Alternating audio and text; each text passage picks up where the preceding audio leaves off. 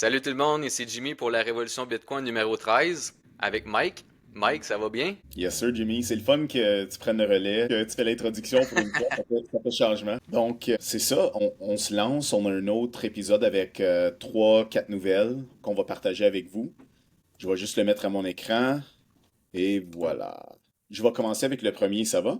Ouais, pas de trouble, Mike. Je pense qu'on a de la misère à comprendre à quel point le Bitcoin est rare. Puis une façon de le montrer de façon visuelle, c'est faire une fraction simple. Il y a 21 millions de bitcoins. Ça, je pense que tout le monde est au courant. Il y a 8 milliards de personnes sur la planète.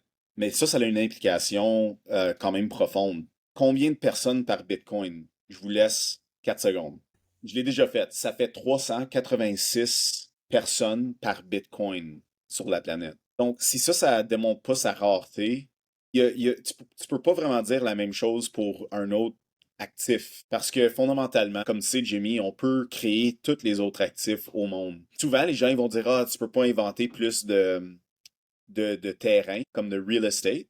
Mais c'est pas vrai, ça. Tu peux développer. Tu peux développer en hauteur. Ouais, Ça, c'est la façon la plus commune. Mais plus que ça, à Dubaï, ça coûte cher, mais tu peux créer des îles. les îles, tu sais, tu te déplaces du terrain. Si tu as assez d'argent, si tu as assez de ressources, tu peux bâtir n'importe quoi. Si tu as assez d'énergie et de ressources, tu peux bâtir sur la Lune, tu peux bâtir Mhm. sur Mars. Tu vas juste avoir 21 millions de Bitcoin. Puis la population, elle va continuer à croître, mais c'est pas juste ça. On s'en vient avec des agents AI. Puis chaque agent va devoir s'alimenter avec quelque chose pour payer son électricité, pour payer son compute, ses ressources de computation. Probablement, ça va être le Bitcoin. Ouais. 21 millions unités pour tous les humains dans le futur, Puis tous les les gens. Ouais. êtres. Ok.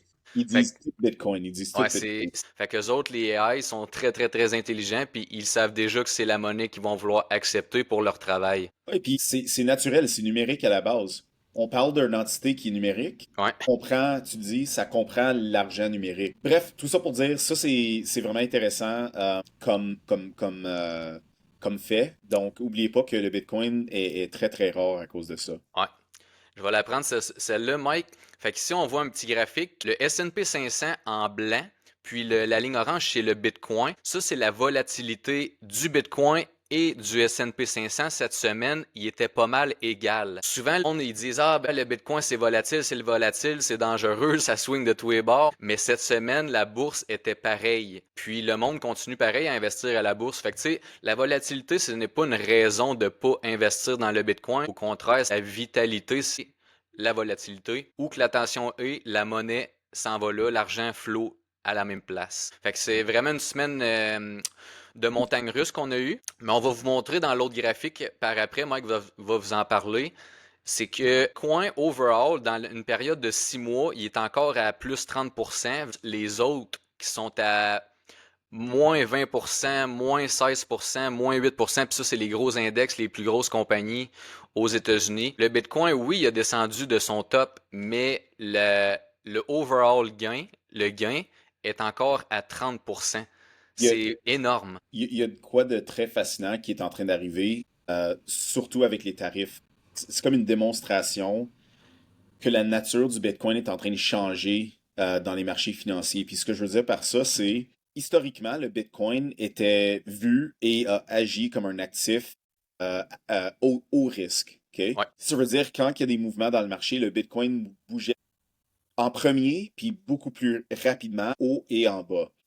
En ce moment, les équités, les parts dans les compagnies tombées à cause de l'annonce des tarifs. Le Bitcoin n'a pas bougé autant. Ça, c'est la première fois que ça arrive. Ça veut dire quoi pour moi? Ça veut dire quoi?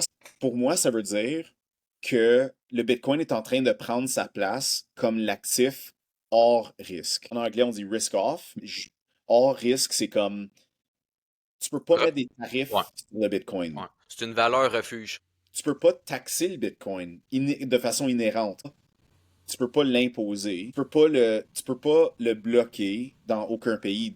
Naturellement, tu le dis, valeur refuge, quand les choses vont pas bien dans mon pays ou dans le système économique international, où est-ce que je mets mon argent? Plusieurs vont encore le mettre dans les bonds. Ça, c'est les fixed income Mais le Bitcoin, de plus en plus, va être vu comme une refuge pour la valeur des gens, puis pour tout le monde sur la planète, 8 milliards de personnes. C'est vraiment, faut prendre le temps de regarder puis de s'informer c'est quoi le Bitcoin en premier lieu. Puis avec tout ce qu'on a eu cette semaine, la semaine d'avant, les fondamentales de Bitcoin ne changent pas. Ça reste un système monétaire fonctionnel. Tout le temps eu, il va tout le temps avoir 21 millions de Bitcoin, il n'y a rien qui change. Mais quand que vous avez votre argent dans des actions de compagnie ou toute autre chose, vous dépendez du patron, le PDG, vous dépendez du président qu'il y a dans ce pays-là, vous dépendez des taxes, vous dépendez de plein de choses. C'est tous des risques que le Bitcoin n'a pas. Puis c'est ça, le monde, ils sont en train, comme tu disais tantôt, le vrai mot, c'est peut-être le découpling, c'est que le Bitcoin, il suivait souvent la bourse depuis son début,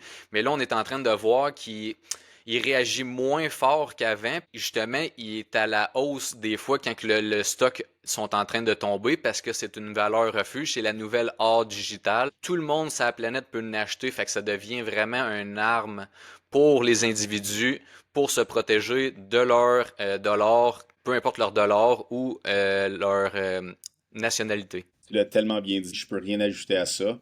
Ça va être tout pour aujourd'hui. Très court, on arrive directement au point. Est-ce que tu avais d'autres commentaires à ajouter, Jimmy? Non, ben la seule affaire que je voulais dire au monde, c'est que quand que tu es informé sur le Bitcoin, puis tu sais dans quoi que tu t'embarques, c'est beaucoup plus facile à gérer que de dire ah j'achète du Bitcoin parce qu'un tel n'a acheté puis tout, mais quand tu sais pas c'est quoi, c'est plus dur à comprendre. Fait que quand que t'es informé comme moi puis Mike, nous autres on ride la wave, on sait où ça s'en va, puis il va tout le temps avoir 21 millions de Bitcoin. On n'est pas inquiète avec ce qui arrive dans le futur avec le Bitcoin, on est vraiment, on va dire, cool.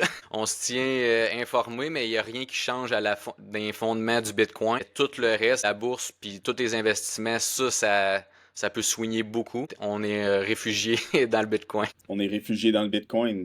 On est comme un peu des pionniers. Je sais pas si j'utiliserais le mot pionnier parce qu'il y avait vraiment des pionniers dans le Bitcoin, mais Ouais. Mais on va on, dire au Québec, oui, là, on est quand même dans. on est quand Ouais, même tôt. Si tu parles t'arrêtes 100 personnes sur la rue, 5 ont pas peut-être plus. beaucoup, max, gros max. Donc, on est encore très tôt. Puis si vous avez des questions, pas, on reçoit des questions à tous les jours. On adore ça. On adore Informer les gens. l'information, informer. C'est le fun. C'est un service. Puis on peut faire des amis en même temps en partageant tout ça. Ouais. Si on est capable de vous informer assez pour que les peurs s'en aillent, que vous ayez plus peur du Bitcoin, ben on est là pour ça. Puis Cool. Merci, Jimmy. Bon épisode. Puis on se revoit la semaine prochaine. merci à toi, Mike. Bye bye.